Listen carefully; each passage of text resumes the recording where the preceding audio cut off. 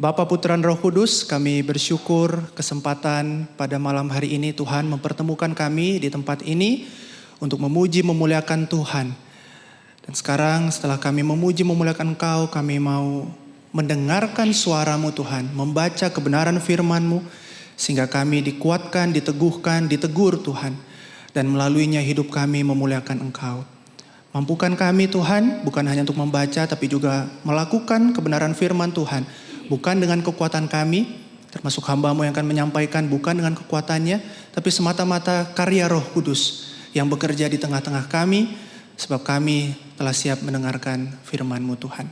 Terpujilah Engkau Kristus Allah kami yang hidup, di dalam nama-Mu Tuhan Yesus kami berdoa. Amin. Selamat malam, shalom Bapak Ibu semua. Damai di hati.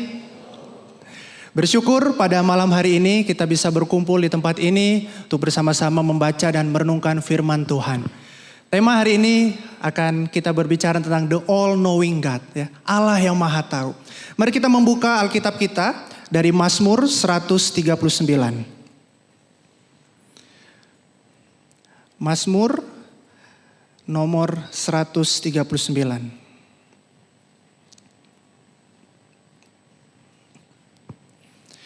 Kita akan baca ayat yang pertama sampai ayat yang ke-24. Kita akan baca bergantian. Saya ayat yang pertama, jemaat sekalian membaca ayat yang kedua, begitu seterusnya sampai ayat yang ke-24. Mazmur 139 ayat 1 sampai 24 kita baca bergantian. LAI memberi judul doa kepada Allah yang Maha Tahu. Saya akan baca berdasarkan Alkitab TB2 ayat yang pertama.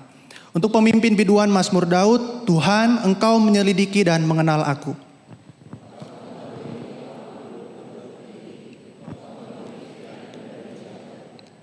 Engkau mengamati aku ketika aku berjalan atau berbaring, segala jalanku Kau maklumi.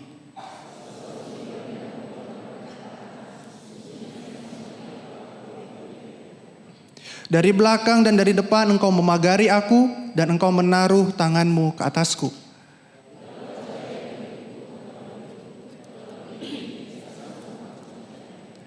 Kemana aku dapat pergi menjauhi Roh-Mu? Kemana aku dapat lari dari hadapan-Mu?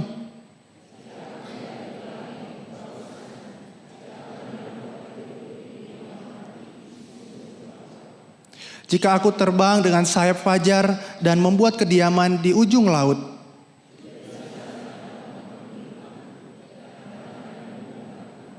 jika aku berkata, biarlah kegelapan saja melingkupi aku dan terang sekelilingku menjadi malam.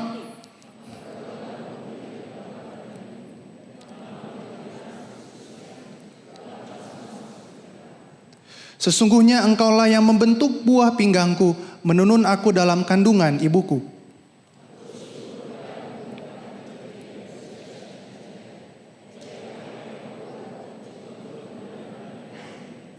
Tulang-tulangku tidak terlindung dari pandangan-Mu ketika aku dijadikan di tempat yang tersembunyi, ditenun di bagian-bagian bumi yang paling bawah.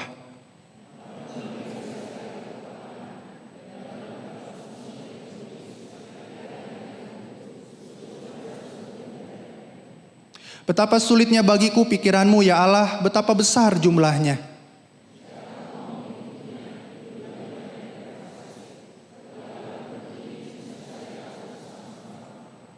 Kiranya Engkau membinasakan orang fasik ya Allah, menjauhlah dari aku, hai penumpah-penumpah darah.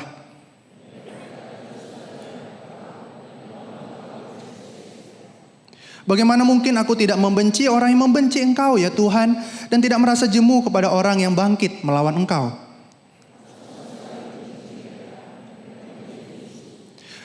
Selidikilah aku ya Allah dan selamilah hatiku, ujilah aku dan ketahuilah pikiran-pikiranku.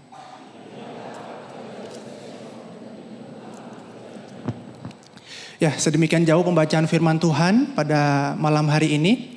Bapak Ibu Saudara, hari ini kita hidup di tengah dunia yang saya sebut sebagai dunia yang melimpah informasi ya. Kita hidup di dunia media sosial yang memberikan kita kemudahan untuk mendapatkan informasi. Ya, entah kita mau mengenal seseorang atau dikenal. Di tengah dunia yang menawarkan kemudahan seperti ini, sepertinya sangat mudah kita mau mengenal ataupun dikenal oleh orang lain. Bahkan bukan hanya itu Bapak Ibu Saudara, di tengah dunia saat ini, mungkin setiap dari kita pernah ya, mikirin sesuatu, kayaknya hari ini pengen makan Kentucky. Tiba-tiba muncul iklan Kentucky di Instagram. Pernah Bapak Ibu Saudara? Pernah ya? Tiba-tiba lagi nyari-nyari sesuatu, mungkin belum sampai nyari, tapi kepikiran mau beli laptop. Tiba-tiba lihat story kemari, swipe, muncul iklan merek laptop. Dan akhirnya orang berpikir ya, jangan-jangan media sosial ini bisa membaca pikiran kita. Padahal bukan membaca ya Bapak Ibu ya, tetapi memprediksi. Nah, kata yang lebih tepat memprediksi berdasarkan apa? Algoritma. Dia udah tahu, kalau orang swipe ke sini atau klik website ini, sepertinya dia akan mengarah ke sini. Nah, makanya yang mengarah ke sini itu dikasih duluan di depan kita ya. Jadi seperti kita itu sudah punya profil di dalam database Google, Facebook, Instagram ya. Database yang profil orang ini seperti ini nih. Dan akhirnya itulah yang menolong mereka untuk memberikan iklan yang tepat. Tapi ini mengerikan ya Bapak Ibu Saudara ya. Kita dikenal oleh seseorang yang bahkan kita tidak kenal siapa. Mesin yang mengenal kita. Bukan hanya itu Bapak Ibu Saudara, tetapi ketika kita misalkan ingin cari tahu seseorang ya. Misalkan kita lagi jatuh cinta. Nah, biasa kita lakukan apa? Stalking ya. Kita cari tahu akun media sosialnya apa. Kita cari tahu dia follow siapa saja. Karena orang tahu kalau orang lihat ada following, orang lumayan kenal pada dia, lumayan tahu. Dia ketuk suka ini, dia ketuk suka nonton ini, dia ketuk suka aktor ini, dia ketuk suka nonton drakor. Kenapa? Semua sudah tersedia di media sosial. Makanya ada beberapa orang karena nih mau di stalking, akun media sosialnya dikasih private toh. Nah, tapi ada juga yang public. Jadi inilah cara-cara kita sekarang ya untuk mengenal dan dikenal oleh dunia. Tapi seperti yang saya sampaikan tadi, seringkali itu menakutkan. Karena apa? Kita dikenal oleh seseorang yang kita tidak kenal. Dan seringkali pengenalan yang dilakukan oleh orang lain tidak sesuatu yang tulus ya. Algoritma mengenal kita bukan karena dia peduli sama apa yang kita beli, tapi supaya barang yang diiklankan bisa terjual. Seperti udang di balik batu Bapak Ibu Saudara ya. Pengen sesuatu dari kita. Itulah pengenalan-pengenalan yang ditawarkan oleh dunia saat ini. Bukan sesuatu yang tulus, bukan sesuatu yang ingin mengenal kita lebih dalam, tidak. Tetapi sesuatu pengenalan yang sifatnya transaksional. Supaya mereka dapat sesuatu, makanya mereka mau mengenal kita lebih dalam. Pengenalan-pengenalan seperti ini sangat superficial ya, sangat di permukaan saja, tidak mendalam, sangat palsu, semu, tidak nyata. Tetapi hari ini kita belajar ada satu pribadi yang mengenal kita bukan karena dia ada maunya apa, bukan karena dia pengen sesuatu dari kita, tetapi dia pengen mengenal kita lebih dalam, dan bahkan dia tahu segalanya terhadap kita. Dialah Allah yang diperkenalkan pemazmur di Mazmur 139. Bapak Ibu Saudara, di tengah pengenalan-pengenalan dunia yang ditawarkan saat ini, pemazmur menawarkan kita satu pribadi yang berbeda dibandingkan semua orang yang mengenal kita. Mungkin itu orang yang terbaik sekalipun, tetapi ada satu pribadi yang jauh lebih baik, jauh memberikan pengharapan dan pengenalan yang sejati kepada kita, yaitu Tuhan Allah yang Maha Tahu. Dia adalah Allah yang Maha Tahu, yang mengenal kita. Mazmur 139 ini sangat kaya, tapi setidaknya ada 2 poin yang bisa kita pelajari. Kalau kita bahas satu persatu sepertinya besok baru pulang ya Bapak Ibu Saudara ya. Tapi kita setidaknya ada 2 poin yang bisa kita pelajari tentang kemahatauan Allah ini. Yang pertama Bapak Ibu Saudara, kemahatauan Allah adalah pengharapan di tengah kelemahan. Apa maksudnya? Bapak Ibu Saudara, pemazmur memulai bagian ini dengan ayat yang pertama dan keempat. Dia mengatakan begini, Tuhan, Engkau menyelidiki aku dan mengenal aku. Engkau mengetahui ketika aku duduk atau berdiri. Engkau mengerti pikiranku. Sesungguhnya semuanya telah Kau ketahui ya Tuhan. Pemazmur memulai mazmurnya ini yang merupakan lagu puisi ini ya, dengan pengakuan bahwa Allah itu mengetahui seluk-beluk hidupnya secara eksternal begitu ya. Kita mau di mana, dia mau ada di mana, pikirannya apa, dia tahu, Allah tahu setiap apa yang dilakukan oleh pemazmur ini. Namun Bapak Ibu Saudara, catatan atau pengakuan pemazmur ini akan menjadi sia-sia kalau itu hanya sekedar pemahaman teologis, bukan? Maksudnya ya, kalau Tuhan tahu, so what? Maksudnya kenapa kalau Tuhan tahu begitu kan? Tidak ada hubungannya dengan saya begitu.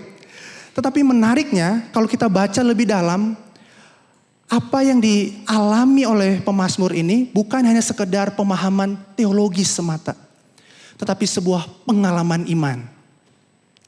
Dikatakan di ayat yang kelima, bahwa dia itu merasakan kemahatauan Allah itu, yang dia tahu seluk-beluk hidupnya itu. Allah itu memagari dan menaruh tangannya di atas Daud, di atas diri pemazmur. Bapak Ibu Saudara, tapi kalau kita mau berpikir ya, ketika hidup kita disorot seperti CCTV, bukankah biasanya kita merasa takut? Iya kan? CCTV dunia sekalipun canggih, ada yang namanya blind spot ya. Ada titik yang dia tidak bisa lihat. Tetapi CCTV ilahi ini melihat seluk-beluk hidup kita. Melihat seluk-beluk yang terdalam secara utuh.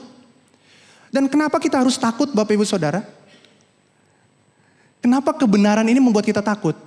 Seharusnya membuat kita takut. Sederhana Bapak Ibu Saudara. Karena kita orang berdosa. Kemahatauan Allah yang melihat seluk-beluk hidupku dan hidupmu seharusnya membuat Allah punya 1000 alasan untuk menghukummu dan menghukumku. Kita telanjang di hadapan Allah. Tidak ada yang tertutup.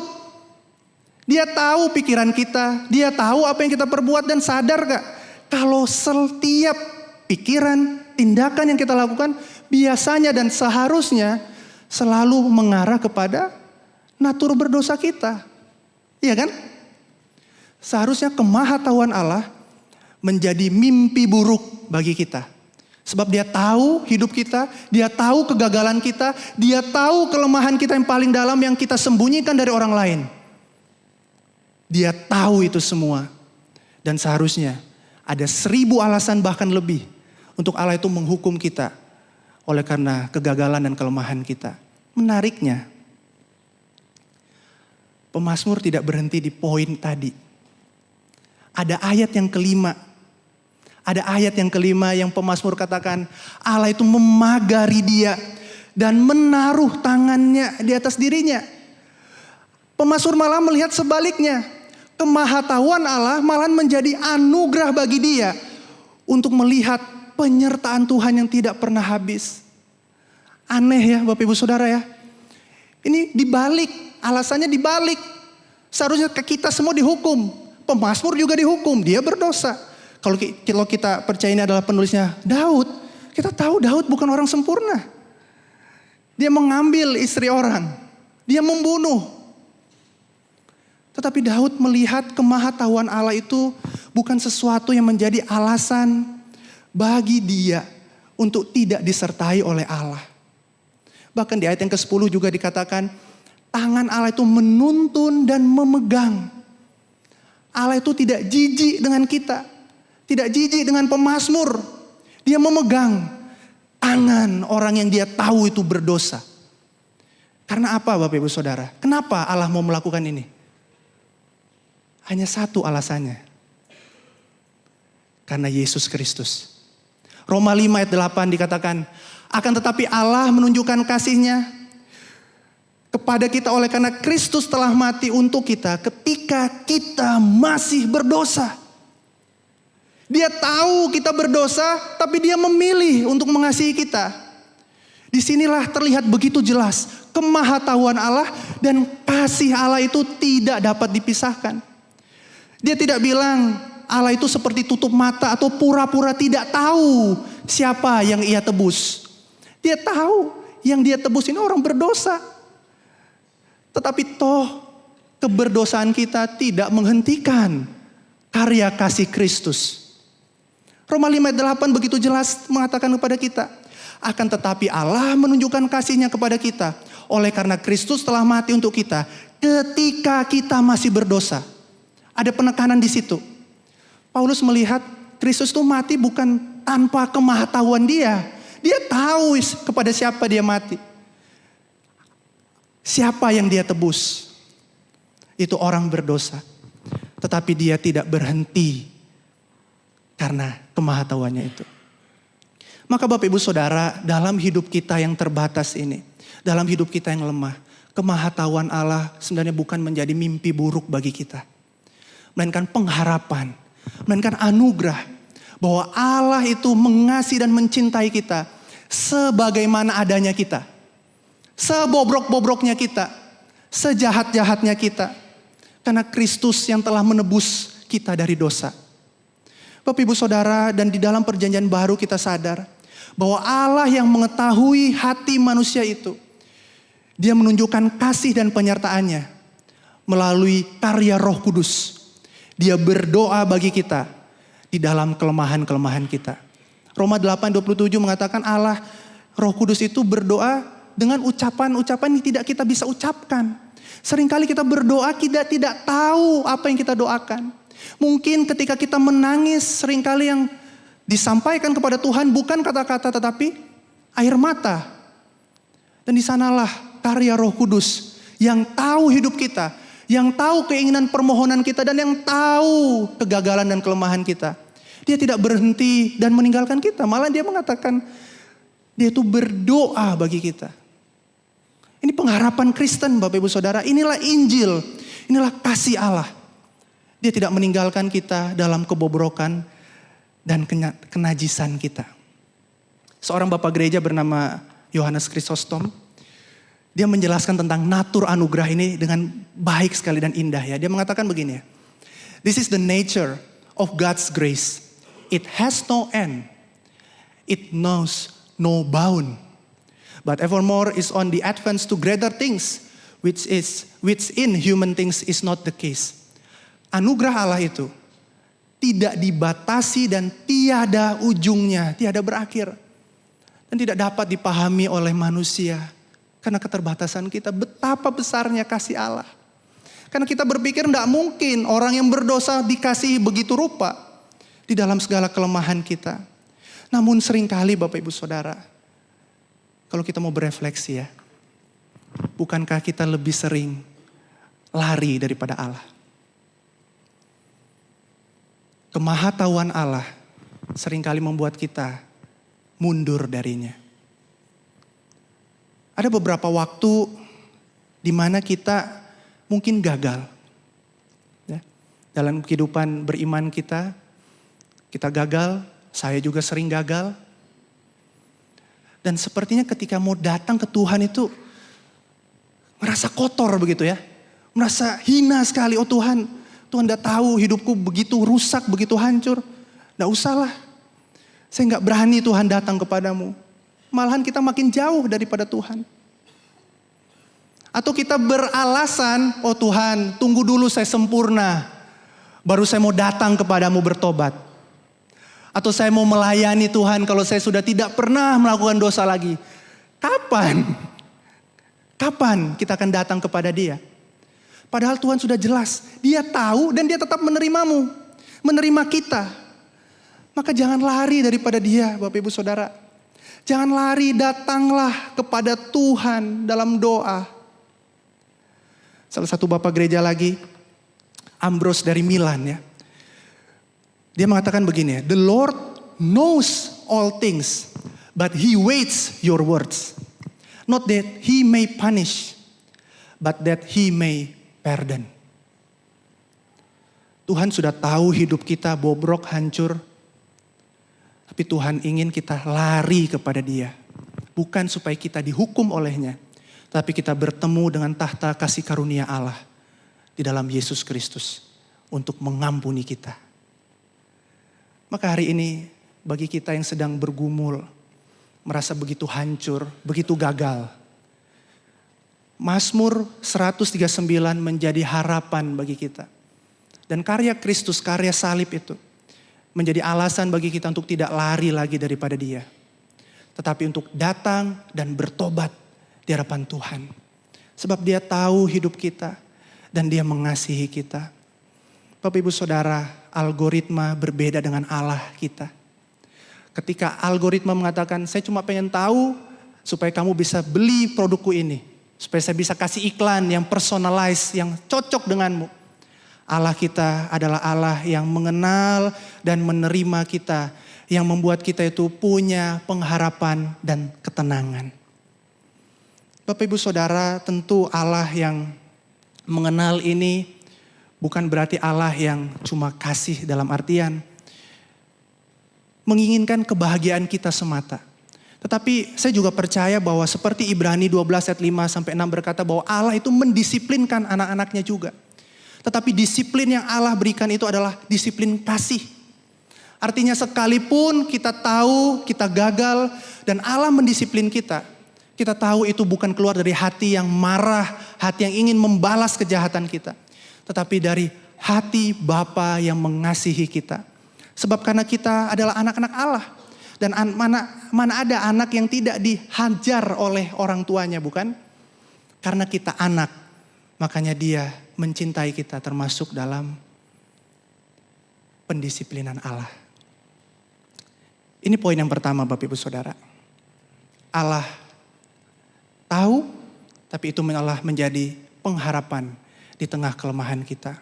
Poin yang kedua, kemahatauan Allah adalah alasan untuk hidup bermakna. Bapak Ibu Saudara, di ayat yang ke-13, ayat 13 sampai ayat yang ke-16, di sana dikatakan bahwa Allah itu, pemazmur itu mengakui bahwa Allah itu membentuk dirinya dengan detil, ya. Seluk-beluk hidupnya itu Allah tahu semuanya. Dia mengetahui seluruh jalan hidupnya. Bahkan dikatakan ada ayat yang menarik, saya lihat 14 di sana dikatakan, aku bersyukur kepadamu sebab aku dijadikan dengan dahsyat dan ajaib. Bahasa Inggrisnya biasa digunakan kata fearfully and wonderfully made. Sebuah ungkapan yang menunjukkan bahwa Allah itu benar-benar membentuk kita unik satu persatu. Dan Allah itu tahu hidup kita, seluruh jalan hidup kita lengkap dan utuh Bapak Ibu Saudara ya. Karena kemahatauan Allah setidaknya punya dua sifat. Innate dan immediate.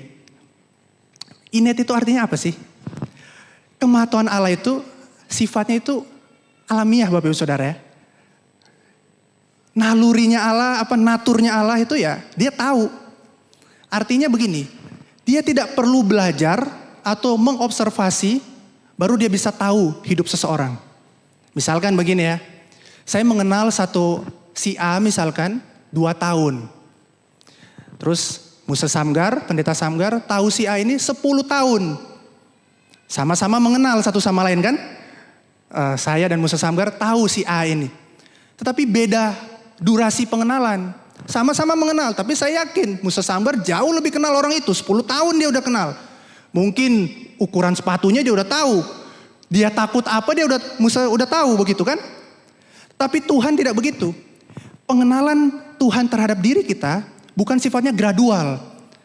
Oh kalau saya umur 24 tahun berarti Allah baru kenal saya 24 tahun. Tidak. Dia kenal sampai saya mati. Karena apa? Dikatakan di sini di ayat yang ke-16 ya, hari-hari yang sudah dibentuk sebelum ada satu hari pun. Dia udah tahu bahkan sebelum hari itu terjadi. Dia benar-benar tahu hidup kita Bapak Ibu Saudara. Benar-benar tahu. Bahkan ketika hari ini kita gak tahu besok terjadi apa. Dia udah tahu.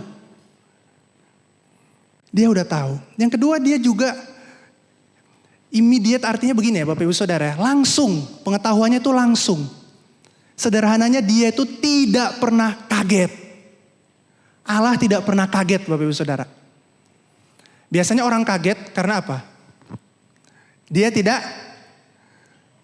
tahu kan, tidak expect, oh terjadi begini, oh ternyata begini ya, wah kaget saya. Karena kita nggak tahu, makanya kita kaget.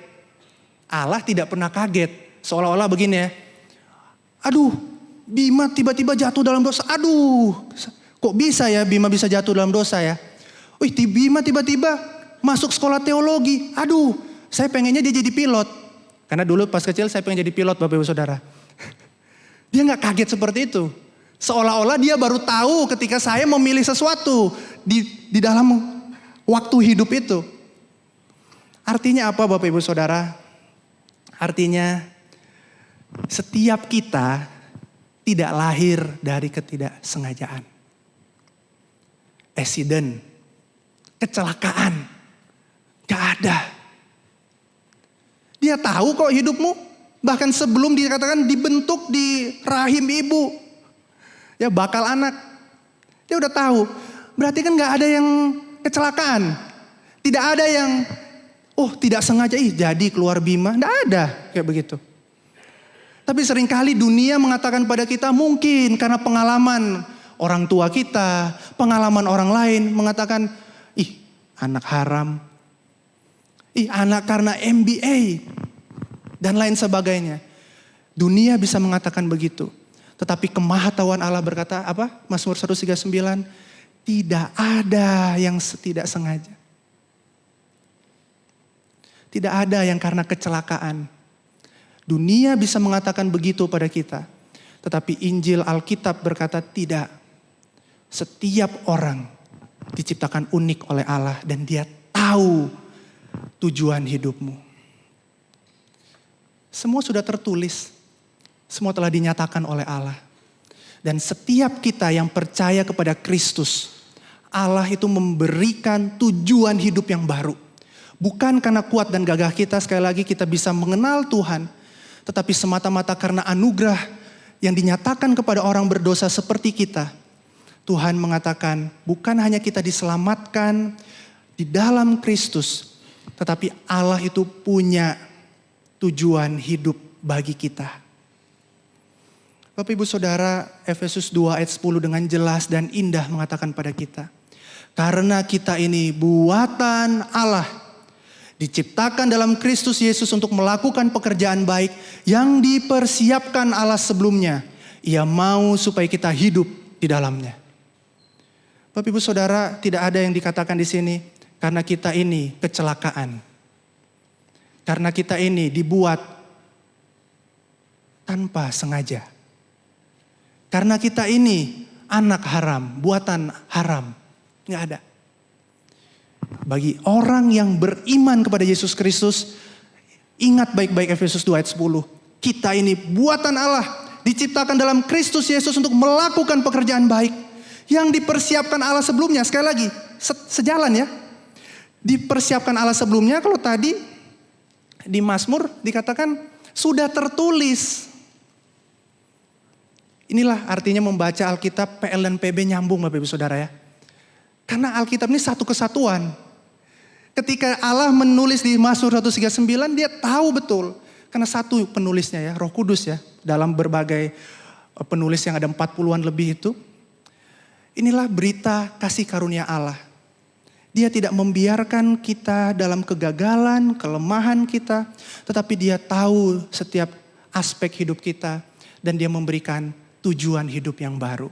Ketika hari ini Bapak Ibu Saudara mungkin berpikir, kenapa Allah mengizinkan ini terjadi dalam hidupku? Kenapa aku belum mendapatkan ini dan itu, doaku belum terjawab? Ingat satu hal, Allah tahu hidupmu dan Allah punya tujuan hidup bagimu. Mungkin dalam penantian ini, penantian akan doa-doa yang belum terjawab. Allah punya tujuan hidup bagimu. Pertanyaannya, apa pekerjaan baik itu ya?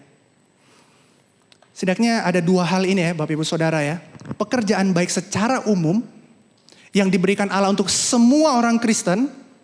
Yang kalau kita baca di Mazmur 139 tadi adalah Dari ayat yang ke-19 sampai ayat yang ke-24. Ya. Membenci apa yang Allah benci, mencintai apa yang Allah cintai. Dan pekerjaan baik secara umum ini sudah dinyatakan dengan lengkap di dalam Alkitab. God's revealed will. Kehendak Allah yang telah dinyatakan. Hidup berintegritas misalkan. Hidup jujur.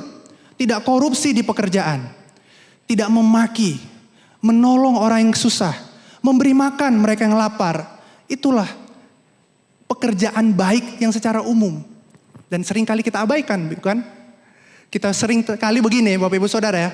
Kita pengen cari tahu kehendak Allah yang belum jelas. Oh Tuhan, kita mau menikah dengan siapa? Pekerjaan apa? Tapi tidak pernah setia melakukan yang sudah jelas dinyatakan dalam Alkitab. Dan itulah yang menolong kita untuk masuk ke pekerjaan baik yang secara khusus. Panggilan spesifik masing-masing orang percaya untuk memuliakan Allah dalam kehidupannya. Misalkan, menjadi dokter, menjadi seorang polisi, tentara, menjadi seorang rohaniwan dipanggil untuk menggembalakan umat Allah. Dan segala pekerjaan-pekerjaan yang tidak bertentangan dengan firman Tuhan, para reformator Calvin, Luther mengatakan semua itu adalah pekerjaan yang berharga di mata Allah. Ketika saat itu gereja abad pertengahan melihat yang lebih penting tuh orang yang melayani Tuhan, yang hidup di biara.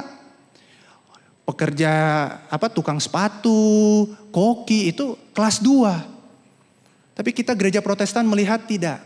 Semuanya sama berharga dan sama mulia. Karena apa? Karena setiap orang Kristen dipanggil memang untuk memuliakan Allah. Melakukan pekerjaan baik secara khusus itu. Dan inilah pekerjaan baik, tujuan hidup yang Allah percayakan kepada kita orang percaya hari ini. Maka bergumullah Bapak Ibu Saudara dengan Tuhan. Cari tahu apa sih yang passionmu yang bisa engkau pakai untuk memuliakan Tuhan.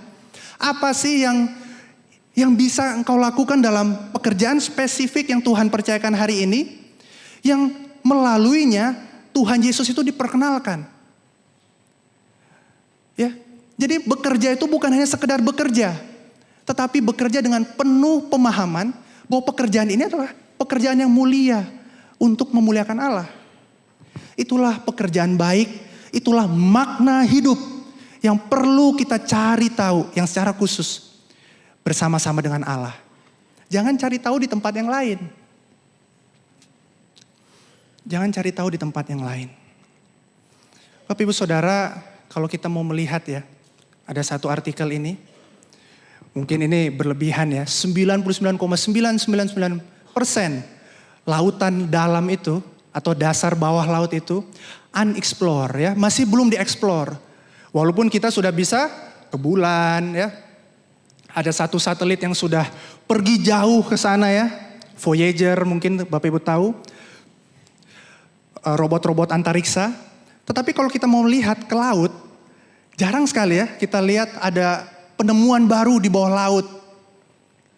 Karena memang begitu sulitnya melihat ke dasar laut itu. Alih-alih ke atas misalkan, ke angkasa. Dan kita manusia hanya biasanya tahu di permukaan ya. Permukaan laut mungkin berapa ratus meter ke dalam.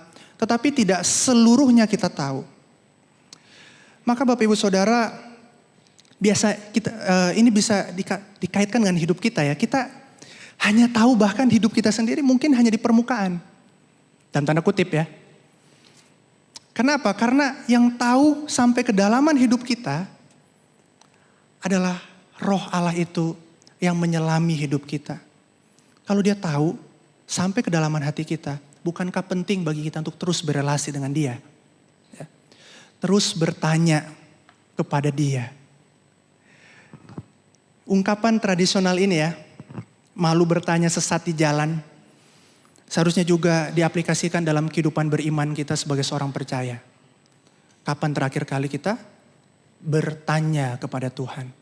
Merasa diri tidak tahu, merasa diri lemah, dan bertanya kepada Allah yang Maha Tahu. Merendahkan hidup kita di hadapannya. Dan belajar mau mengatakan apa? Tuhan, selidikilah aku. Dan kenalah hatiku. Supaya tidak ada jalan yang serong. Biarlah hidup kita diarahkan kepada Kristus yang telah menebus kita dan memberikan kita tujuan hidup yang baru, makna hidup yang baru itu. Amin. Mari kita satu dalam doa. Terima kasih Tuhan, Engkau bukan hanya mengetahui kami, seluk-beluk hidup kami, tapi Engkau mengetahui kedalaman hati kami. Dan Engkau mengatakan, aku mengasihimu, aku mencintaimu, aku mati bagimu. Terima kasih Tuhan. Bukan hanya itu Engkau berhenti di sana, tetapi Engkau memberikan makna dan tujuan hidup bagi kami orang percaya. Untuk kami memuliakan Engkau Tuhan dalam hidup kami. Terima kasih Tuhan untuk anugerah-Mu. Mampukan kami untuk hidup di dalam firman-Mu ini. Terima kasih Bapa, di dalam nama-Mu Tuhan Yesus kami berdoa. Amin.